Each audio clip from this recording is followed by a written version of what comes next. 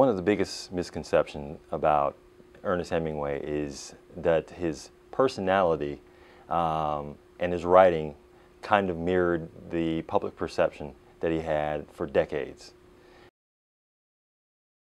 Typically when we think of Hemingway, we think of a magazine cover, Life magazine from the 1940s or 50s, something like Look magazine from the 1950s. We've got the great conquering hero with the gun in hand, or we've got the fisherman with the you know, the 4 or 5 foot marlin. But that's usually where the conception stops. Or we have, in talking about his writing, we have the image or conception of the writer who seems to go out of his way to exclude women. And I would suggest that not only is that wrong, but I think there's also a falsity to the claims that he didn't consider minorities as he wrote. His interest with minority figures, and particularly with African Americans, begins probably around the same time, I would argue, that we see the rise of Jack Johnson. He wrote a story when he was 16 or 17 years old, before he graduated, a boxing story that features a black fighter and a white fighter. And there is a master plan hatched by the white camp that would involve the knocking out of the minority figure in the ring. Well, the cornerman is colorblind and the black man ends up winning. I would argue that it's no accident that Hemingway had things turn out that way. That Hemingway's greater lesson at the end of the day also included this, that the color line was not always something that was discernible. And that bothered a lot of white Americans at this time. Hemingway could have been of that camp. Well, to those who would suggest that racial epithets are racial epithets, period, case closed, I would suggest that that makes the argument all too easy. He was looking at Nick. "I spoke to you, Mr. Francis," the nigger said softly. His seemingly infinite use of the N-word in particular short stories, for instance, to my mind doesn't undercut the greater message that's being promulgated by Hemingway. I would suggest simply this: he was a man of his times. And I think that there were so many instances where Hemingway found himself needing to be that person that everybody expected him to be.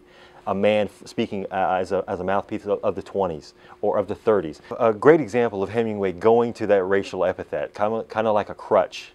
And again, this is always the first thing that a naysayer or a critic is going to point to, would be you know, a story like The Battler. And this is based on a true story.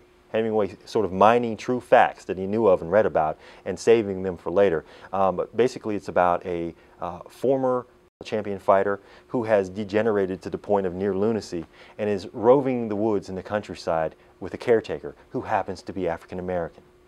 Well, at the end of the day, the greater lesson for us is, or one of the greater lessons for us is that, again, the color line and racial construction ends up being a very arbitrary thing, because the hero of the story, if we want to label him as such, isn't the former white champion. It's the black caretaker, proving the point that he is hyper-conscious of race as he's constructing these narratives. People always like to confuse biography with literature and the craft. This is just a great stark example of this not being the case. If we start counting the use of the N-word, it's easy to kind of indict Hemingway as the racist and put a period at the end of the statement.